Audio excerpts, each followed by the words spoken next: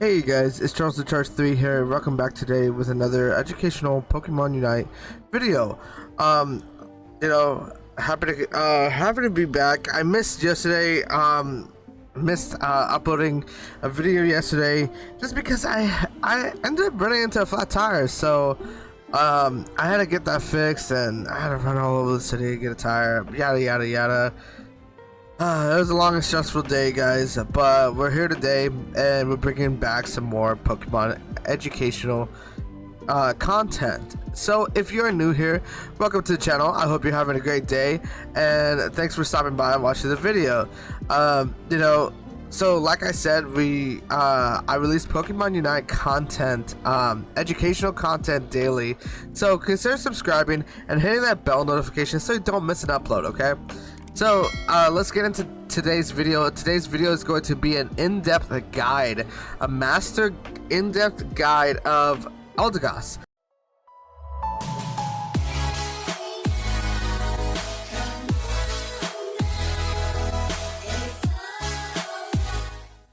So as you guys know, how I ended up making master for my first time was through support. So I played 3 main characters, and those characters were Wigglytuff, Eldegoss, and Greninja when I was autofilled either jungle or into any other role, right?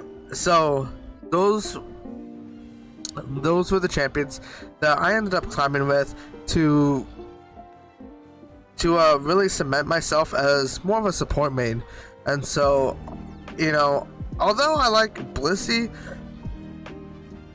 I just really prefer Eldegoss. I just love the Eldegoss playstyle. I love Wigglytuff, over Blissey, and I just, that's why I never really picked up Blissey. But I digress. Let's get into today's video. Into this Master Tier guide. Let's go. Alright guys, so first off, what I want to start off with Eldegoss. The moveset that you're going to be taking for her is going to be Pollen Puff and Cotton Guard every single time.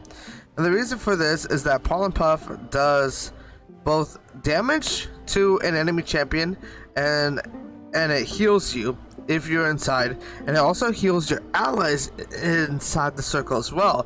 So if you're throwing that Pollen Puff out on an enemy and you have a melee Garchomp or Lucario that's on top of that enemy as well, well, your Lucario is getting healing while that enemy is taking damage. So it's perfect. Another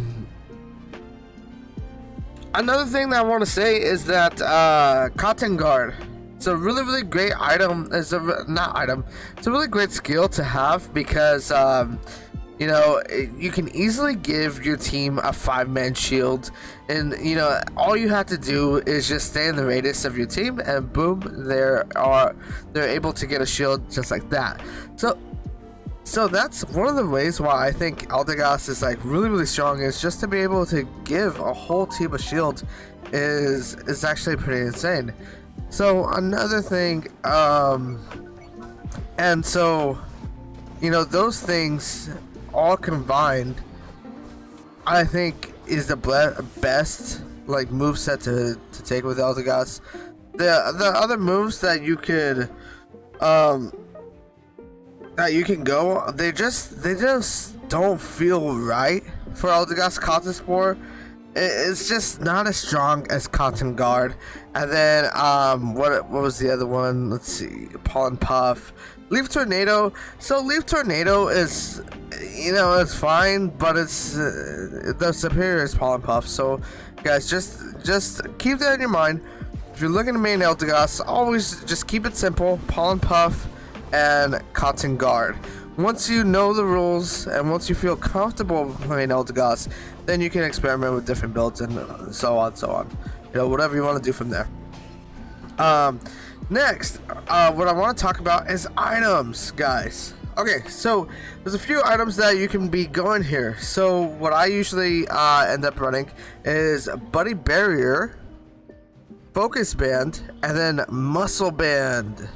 Yes, guys, yes. And it's kind of funny that Spackles ended up putting a video out just like this of the Eldegoss Warrior Cleric. So, yeah, it's... Muscle Band is actually really good on Eldegoss. It does a lot of damage. Focus Band is able to provide Eldegoss with the tanky stats that she needs to be able to stay in prolonged fights. Because if she's able to stay in prolonged fights, you pretty much win the sustained war with her on your side. So that's why she needs the health from the Buddy Barrier and the tankiness, the defensive stats from Focus Band. And then, you know, pair that with a passive of Buddy Barrier when she ulties. And then, you know, the defenses from Focus Band. And then the extra damage from Muscle Band that feels really nice on Eldegoss. Now, I have experimented with other items as well, besides Muscle Band. If you're to switch out any of these items, these core items, I would say keep Buddy Barrier and Focus Band, like keep that as your core items and do not switch those out. The third one you can experiment with different items. So Muscle Band being the top one, I think, and then next you could try playing Score Shield. Some people, I notice a lot of other Eldegoss mains in Master, they do like running Score Shield sometimes, and I see why they do it, because the Score Shield paired with the extra health, paired with just being able to score right away, break that bottom goal really fast, and just have an advantage over the bot side is, you know, Score Shield is just like, it's a really good item, and you can't really go wrong with it either way. The next item that I saw quite a bit of people running actually was Shell Bell, being able to get an extra heal, that a bigger heal, right, onto your Pollen Puff is just really good. So yeah, Shell Bell, and Score Shield. I think if we're going into like which is better, I would say Muscle Band, Score Shield, and then Shell Bell. I think it would be more listed like that. You could try other things as well. Maybe a Assault Vest to be a little bit more tanky.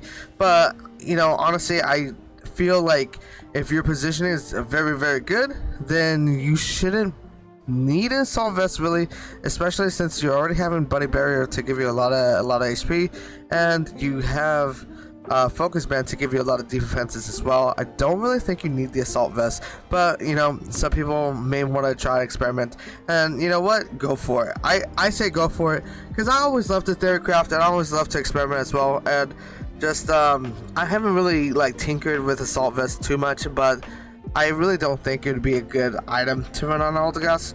But hey, you know, to each their own, right? But yeah, all in all, I'll definitely recommend just sticking to Muscle Band and just seeing how that feels for you, and it just feels so good with the extra damage. So yeah, Buddy Barrier, Focus Band, and Muscle Band. Okay. And so in lane, how do you want to play lane? Well, that is pretty easy, my friend.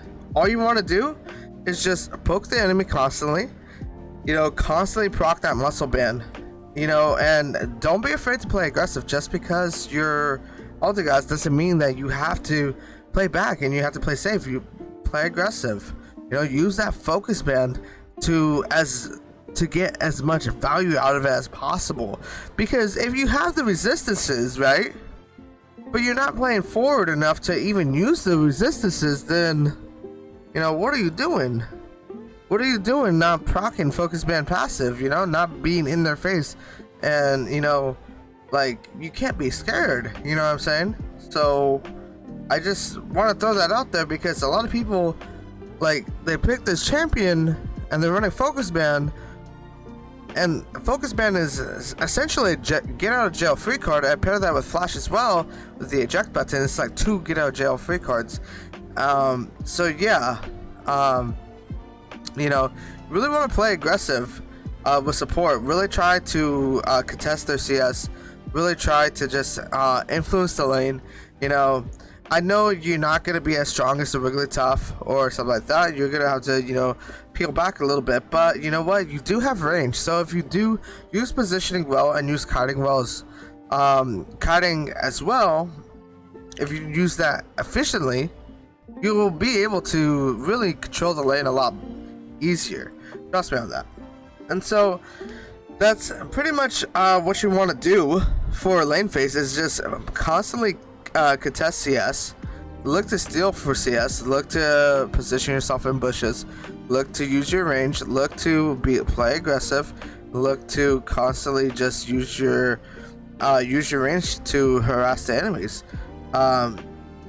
You know, you get a heal at the very beginning of the game when you have what is it called? When you have leafage, right? You get a heal with that, and so you get a heal there, and then as soon as you evolve at level 4, you get a heal with pollen puff. So you know, you have a lot of things, you have a lot of tools to be able to make this lane work and to be able to play aggressive in this lane, because you do win the sustain war if played properly. Next, when it comes to mid-game Eldegoss, I would say all you have to do is really just group with your team, and grouping with how you want to position yourself is sort of in the middle of the most of your teammates. You know, you don't want to be sticking with one dude just off to the side trying to split push with him, or you know, whatever you guys are doing, or maybe a flank. You know, you don't really want to do that. Eldegoss is not like a flanker type of champion. She really wants to be sitting in the middle of everybody and just looking to, you know, use cotton guard on everyone, looking for ultis on everyone, you know, looking for pollen puff on more than one person if possible, either on teammates or enemies. So that's what Eldegoss really strives to do, because a lot of her abilities are able to target multiple enemies, so you need to make them use of that.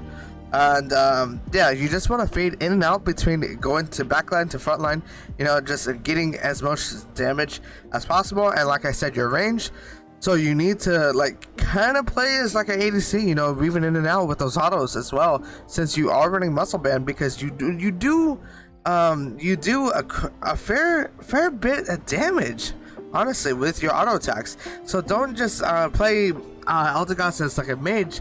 I would say, you know, play her as an AD carry as well, because she does do a lot of damage on the auto attacks if played correctly.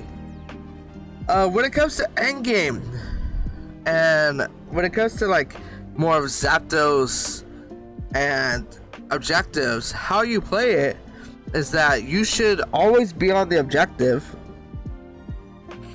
You should always be on the objective, and you should look to poke. Because, so here's the thing, Eldegoss is not a zoning type of champion. So you want to play onto the objective. You want to constantly be rotating between the B and the A button, hitting the objective, you know, hitting the objective, and then hitting any enemies that come inside your auto attack range, and then constantly throwing pollen puff out. But looking at where you throw it, are you throwing it on top of your allies who need it, or are you throwing it just randomly, you know, wherever it flanks? You know, really look to guide your pollen puff and really look to aim it to where you get the most efficiency out of it, so you don't waste your cooldowns. Because the thing is that ever since that nerf from Eldegoss, you know, way back when, right, you know, she's not at her true glory how she really once was, but she's still really playable.